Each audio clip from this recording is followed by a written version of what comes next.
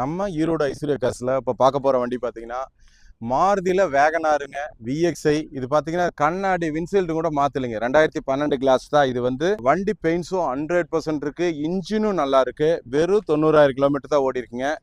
இந்த வண்டியோட ஹைலைட்டே பார்த்தீங்கன்னா சிஎன்ஜி கிட் போட்டிருக்காங்க. இது வந்து இட்டாலி கிட்டுங்க. இது வந்து காஸ்ட்லியான கிட்டு.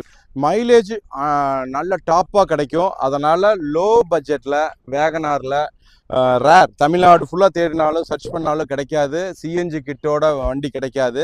ஏன்னா அதிக மைலேஜ் தரக்கூடிய வண்டி. வெறும் 90,000 தான் ஓடி இருக்கு. டயர்ஸ் பார்த்தீங்கன்னாலும் 90% மேலே இருக்குது.